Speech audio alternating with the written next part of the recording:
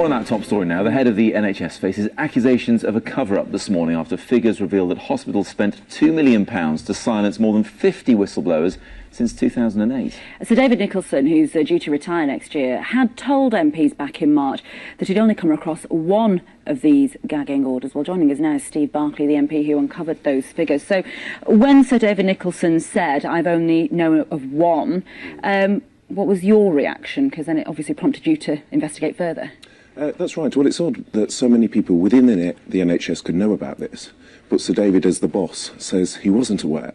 But he did give an assurance to Parliament he would investigate, and what's very odd, having given that assurance, he then seems to have done nothing, and it took myself to look into the figures to reveal actually the full extent of this. And the thing is, a lot of NHS trusts still haven't replied to your request, have they? Which then makes you wonder how many trusts have in fact paid out, because the figure this morning is £2 million, but it may well be much more than that has been spent. And in other areas of the health service as well. Absolutely. I mean, a quarter haven't replied. Some have replied to say they have made these payments but won't say how much.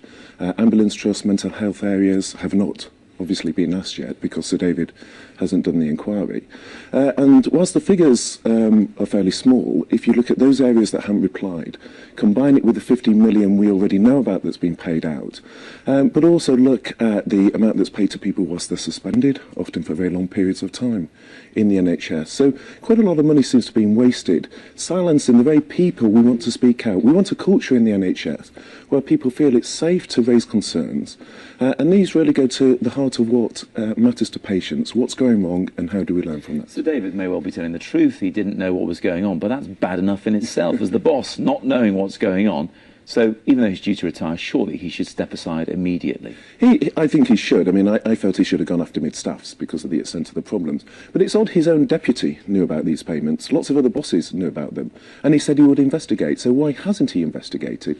And it's odd, either he should have known about this or he did know, in which case that's even more concerning. Well, what we really want, I suppose, as just a member of the public, really, who uses hospital, and as any of us do, you want to know what was silenced. You know, what was this that somebody was going to expose and then was told to sign something and go away quietly? I mean, can we have a retrospective review of all of these gagging orders as a matter of urgency, if you like? You're absolutely right. And I mean, these are often very senior people. I mean, in February, so this is not just an old issue. In February, two consultants, one was paid £300,000, another £265,000. So these are large sums of money. They're obviously suspended as well for a period of time.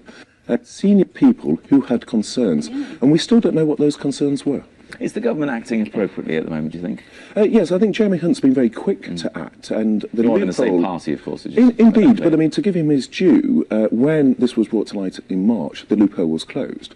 So it's right that it's been closed, but the key point is, why do we still not know how much has been paid through these? Why did he say to Parliament he would investigate and he hasn't done so? And why didn't he ask the questions? Indeed, yeah.